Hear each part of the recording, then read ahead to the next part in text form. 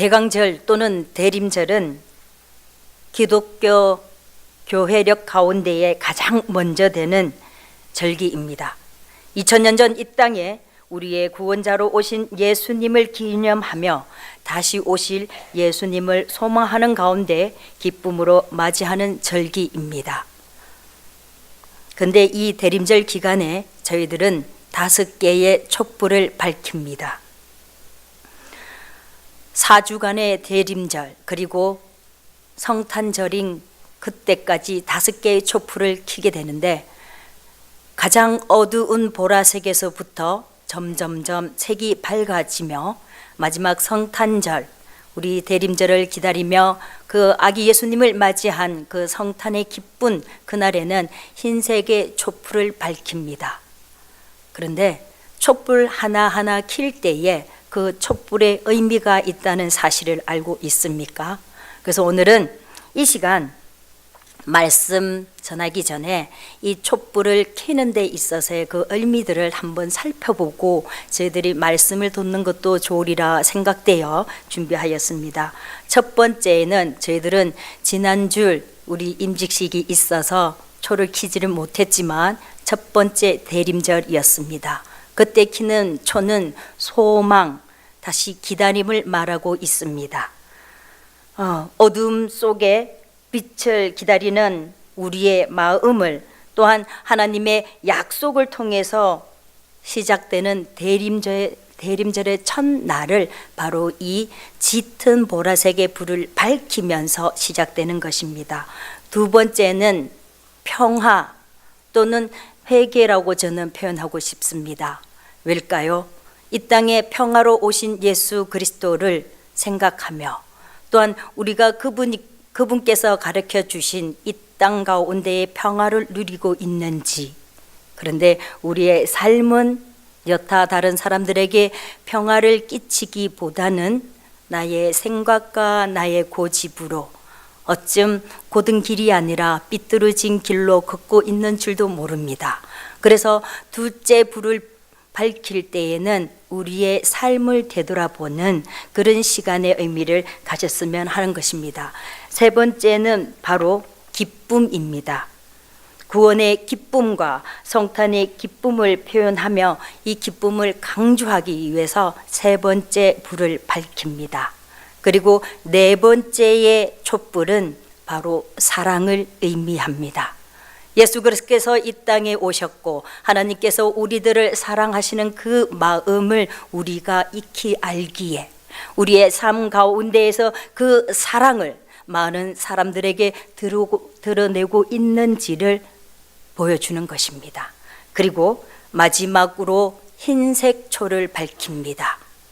만남입니다. 다시 말해서 그리스도의 빛이라고 말할 수 있습니다. 이는 세상에 참된 빛인 예수 그리스도가 오심을 기념하는 예식이며 대림절의 여정의 완성이 되는 순간인 것입니다. 오늘 우리가 읽은 본문은 사도행전 본문입니다. 그리고 성도 여러분들께서 말씀을 많이 듣고 또한 상고하셨기에 이 말씀의 본문 가운데에 아나니아와 삽비라의 이야기가 담겨 있는 것을 잘 알고 있습니다. 그런데 왜 이 대림절 둘째 주인 이 날에 이 말씀을 준비했는가? 우리가 쉽게 놓치고 있는 믿음의 공동체 안에서 우리가 자칫 잘못하면 하나님께 영광 돌리기 위하여 우리가 하는 모든 것들이 때로는 하나님의 영광이 아니라 우리의 사욕에 의해서 행해지는 일들이 많기 때문에 본문을 통하여서 다시 한번 우리의 마음을 점검해 보는 시간이 갖고자 원하여 말씀을 준비하였습니다.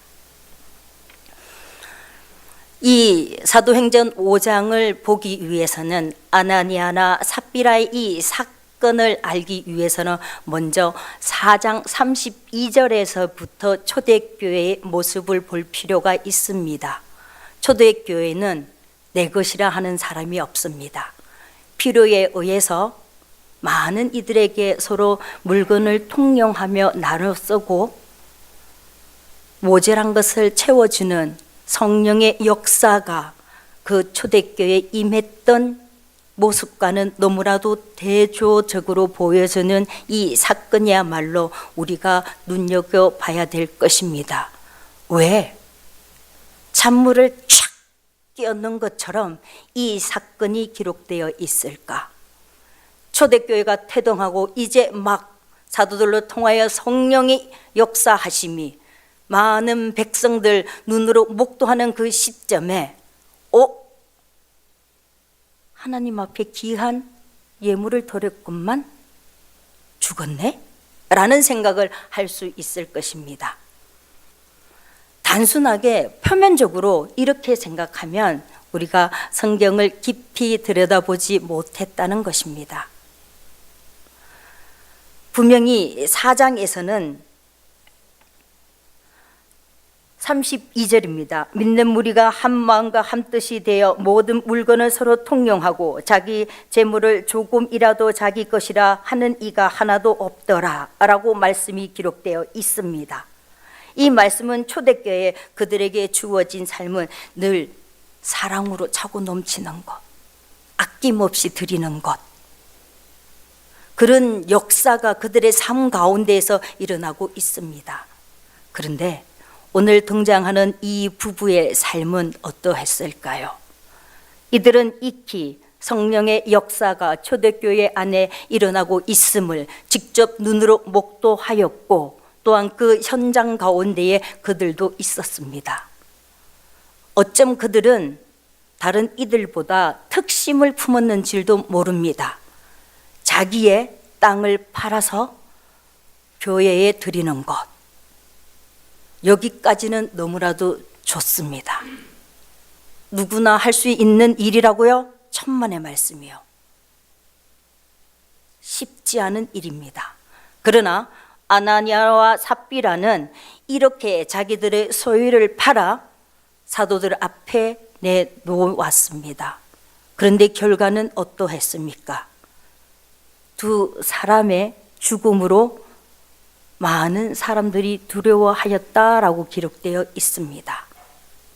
결론적으로 말씀드리면 그들은 자기의 소유를 팔아서 속인 것에 의하여 죽임을 당했다라고 표현할 수도 있지만 오늘 본문 3절에서는 성령을 속이고 그리고 4절에서는 하나님께 거짓말하였고 그리고 바로 9절에서는 주의 영을 시험한 결과가 그들에게 죽음으로 나타난 것입니다. 교회에서 일어나는 모든 일은 강요에 의해서 이루어지는 것이 아닙니다. 자발적으로 이루어지는 것입니다. 마찬가지 초대교회의 성도들도 자발적으로 그들의 가진 것을 나누어 사람들에게 함께 공유하였고 통용하였다고 말씀을 통해서 우리들은 알고 있습니다.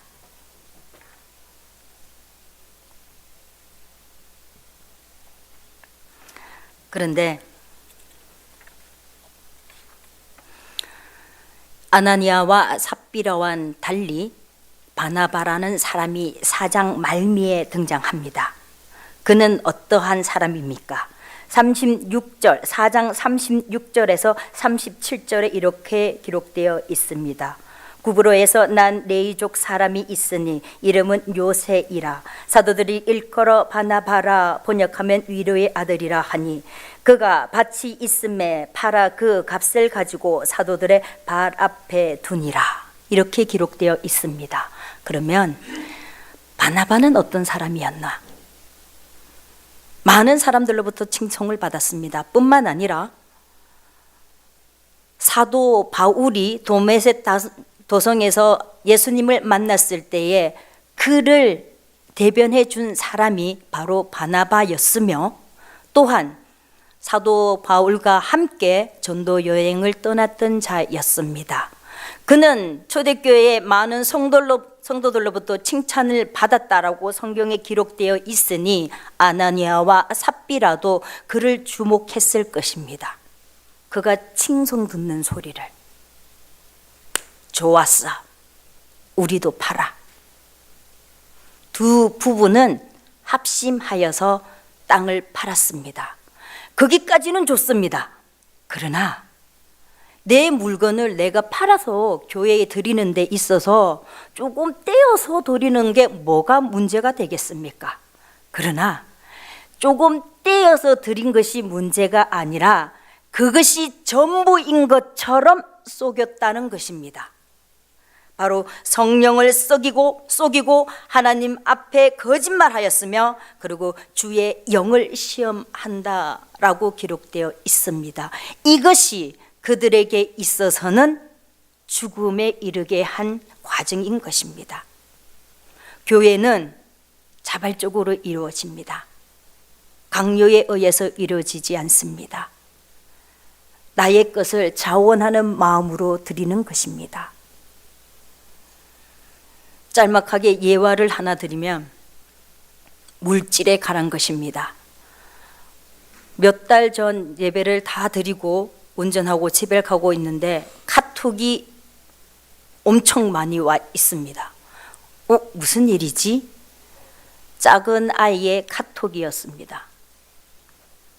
근데 이 아이의 상황은 이러했습니다. 몇 해 전 단기 선교를 다녀오고 그가 그곳의 열악한 환경을 보고 또한 선교사님들의 삶과 복음을 전하는 것을 보고 그가 감동되어서 자기 스스로 자원하여 하나님 앞에 선교의 예물을 심겠노라 다짐을 했다는 것입니다. 그 금액이 만만치가 않더라고요. 그런데 그것이 한 해가 지나고 두 해가 지났음에도 불구하고 그에게서는 아무런 얘기를 듣지를 못했습니다. 근데 그날 장문의 톡이 와서 하는 말이 엄마, 우리 교회는 왜 노골적으로 헌금함이 본당 중앙에 떡하니 놓여 있는데 내가 그걸 보는 순간 와 해도 너무하다 라는 생각을 했다는 것입니다. 왜 그 생각이 들었을까요? 그 헌금함은 늘 그 자리에 있었습니다. 하나님 앞에 올려드리겠다고 약속했던 그 예물을 드리려고 하니 그의 마음속에 간사한 것이 들어오기 시작했습니다. 사단이 역사하는 것을 그가 알게 되었는 것입니다. 마찬가지 아나니아와 삽비라도 선한 뜻에서 처음에 했을런지도 모릅니다. 그러나 그 찰나의 순간 사단이 그들의 마음을 주장하게 된 것입니다. 그래서 늘 그 자리에 있던 그 헌금함이 얘 눈에는 불편해 보였습니다. 하나님 앞에 드려야 되는데 약속을 했는데 와 해도 너무하네. 우리 교회 너무하잖아. 어떻게 대놓고 저 헌금함이 저 중앙에 떡하니 있는 거지. 예전에는 그런 말 한마디 하지 않았던 아이였습니다. 그 아이 눈에는 그 헌금함조차도 어쩌면 눈에 들어오지도 않았을 겁니다. 그 금을 하나님 앞에 올리겠노라고 약속을 했기 때문입니다. 많은 사람들은 저희들이 일시적인 단교 선교를 갔다 오면 그때뿐이야 라고 얘기를 하지만 이 아이에게 주어진 하나님의 은혜는 참으로 컸습니다. 지금껏 내가 좋은 환경에서 하나님을 믿어 왔으며 그것이 감사한 줄도 몰랐고 또한 이것이 얼마나 고마운지조차도 몰랐던 그가 열악한 환경 속에서 하나님 앞에 울며 찬양하며 기도하는 그 열악한 환경에 놓여 있는 어린 영혼들의 눈물을 보며 예배드리는 모습을 보며 선교사님들의 헌신을 통하여 그가 깨닫고 그가 하나님 앞에 자원하는 심정으로 헌금을 하겠노라고 하였지만 막상 드리려고 하니 손이 꼽히었겠지요. 그가 작정한 금액은 100만 원이었습니다. 저는 도와주지 않았습니다. 엄마, 내가 SNS를 통해서 가난한 사람들에게 얼마 도와줬어. 그러면 하나님하고의 약속했던 그 헌금에서, 선교 헌금에서 내가 떼고 주도 되겠지라고 이렇게까지 얘기할 정도였습니다. 그것은 아니다. 너가 처음에 하나님과의 약속했던 그 예물을 하나님 앞에 올려드리는 것이 나는 옳다라고 생각한다. 너가 하나님 앞에 감사하여 올려드리는 예물은 아낌없이 드리는 것이 맞다라고 얘기를 했습니다. 근데 그 아이가 이제 그 시점에서 헌금을 드리려고 하니 마음이 불편했습니다. 그러면서 하는 말이, 엄마, 그 순간에 잠언 말씀이 생각이 나 라고 얘기하면서 잠언 17장 3절 말씀이 떠올랐다고 합니다. 그러면 우리도 함께 잠언 17장 3절 말씀을 찾아볼까요?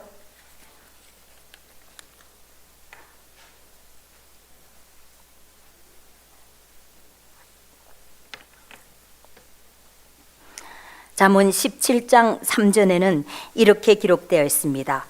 도가리는 은을, 풀무는 금을 연단하거니와 여호와는 마음을 연단하시느니라. 아멘. 엄마, 내 마음이 꼭 그랬어. 엄마, 하나님 앞에 올려드렸어. 잘했다. 그러면서 이 어미의 마음에는 또 어떤 생각이 드는지, 너 이름은 적어서 냈니? 자랑하고 싶었는 마음이 있었는 것 같아요. 아니, 그냥 무명으로 냈는데, 와, 맞구나. 잘했어. 너와 하나님의 약속이니 세상 사람들, 교회 성도님들이 알 필요는 없어. 너가 하나님과의 약속을 이행하느냐가 중요한 것이야 라고 했던 적이 있습니다. 우리는 선한 뜻에서, 선한 의미에서 하나님 앞에 올려드린다라고 하면서도 짧은 찰나의 순간 우리의 대적자인 사단은 우리의 마음을 미혹해 합니다. 바로 아나니아와 삽비라의 마음이 그러하지 않았을까요? 그런데 왜 초대교회가 성령의 역사가 활성하게 일어나고 있는 이때에 이 본문의 5장의 말씀이 기록되어 있을까요? 하나님께서는 교회는 사람의 사역으로 이루어지는 것이 아닙니다.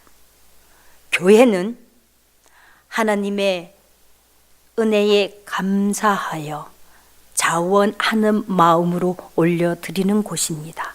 그러다 보니 믿음의 공동체인 이것이 개인의 사리 사욕뿐만 아니라 개인이 드러나는 일에 경계하였을 것이라는 거죠. 오직 교회는 성령의 역사가 일어나는 곳이고 하나님께서 일하는 곳이고 예수 그리스도의 향기가 드러나는 곳이 바로 교회인 것입니다. 여러분, 낭비라는 말을 알고 있습니까? 낭비라는 말을 정확하게 말하면 무엇을 정도를 넘게 마구 씀이라고 우리는 기록되어 있는 것을 알 수 있습니다. 낭비, 넘쳐서 마구마구 쓰는 것 같아. 우리는 이 낭비라는 표현을 좋은 의미로 사용하지 않습니다. 그런데 낭비가 가장 심했던 사람이 있습니다. 그 사람이 누구일까요? 혹시 아는 분 계실까요? 아무도 없습니다. 낭비가 가장 심했던 분은 바로 하나님이라는 사실을 알고 계십니까? 낭비하지 않아도 됩니다. 우리를 위해서 예수 그리스도를 낭비하셨습니다. 우리를 사랑하시기 때문에 시간이 남아 넘쳐서가 아니고요. 내 것을 내어주지 아니하면 낭비할 수 없습니다. 하나님께서는 우리들을 위해서 예수 그리스도라는 낭비를 하셨습니다. 그 낭비로 인하여 오늘 이 시간 이 자리에 저희들이 있는 것이며 또한 이 교회가 바로 서기 위해서는 우리의 삶의 시간이 낭비가 되어야 되며 물질의 낭비가 되어야 되는 것입니다. 교회는 강요에 의해서 이루어지는 것이 아닙니다. 하나님의 사랑에 감사하여서 그저 내어드리는 것. 그래서 낭비하는 것이 어쩌면 세상 사람들이 봤을 때에는 교회 안에서 낭비하는 거 큰 의미가 없을런지도 모릅니다. 그러나 우리는 아닙니다. 하나님께서 우리에게 독생자 예수 그리스도를 이 땅에 보내주심으로 말미암아 우리는 새 생명을 얻었으며 하나님의 백성이 되었던 것입니다. 예수 그리스도라는 낭비가 없었다면 저희들은 이곳에 있을 필요가 없습니다. 그 낭비가 오늘 교회를 세워가는 데 있어서 우리가 해야 될 일이라고 생각합니다. 내가 나의 이익을 위해서 낭비하지 않으면 결코 사랑은 흘러가지 않습니다. 아나니아와 삽비라는 자기의 사리 사욕을 위하여 자기의 영광을 드러내기 위하여 하나님께 거짓말하였습니다. 우리는 우리의 시간과 우리의 재능과 우리의 물질을 봉사를 통하여 헌신하고 희생해 왔습니다. 왜 하셨습니까? 누가 알아주지도 않습니다. 어쩜 하다 보니 오히려 다른 사람들로부터 지탄을 받을 때가 있습니다. 잘 보이고 싶어서. 그러나 하나님께 사람들의 눈이 아닌 하나님만 바라본다면 내가 희생하는 것, 내가 봉사하는 것, 남몰래 하는 것 하나님께서 아십니다. 그 아심으로 말미암아 이 교회가 또한 대림절을 보내고 있는 우리가 교회에서 어떠한 모습으로 살아가야 될지를 깨닫게 되는 것입니다. 성도 여러분, 다시 한번 말씀드립니다. 교회는 자발적으로 헌신하는 곳입니다. 헌신이라는 말은 너무 흔합니다. 그래서 오늘 낭비라는 표현을 썼습니다. 내 시간, 내 물질 낭비하지 않으면 이 교회도 어쩌면 아나니아와 삽비라를 키워내는 교회가 될 수가 있습니다. 여러분, 바나바와 같은 자, 아낌없이 드리는 초대교회 성령의 역사가 일어났으며 오직 하나님과 영광 돌리는 지자교회 모든 지체들이 되기를 소망합니다.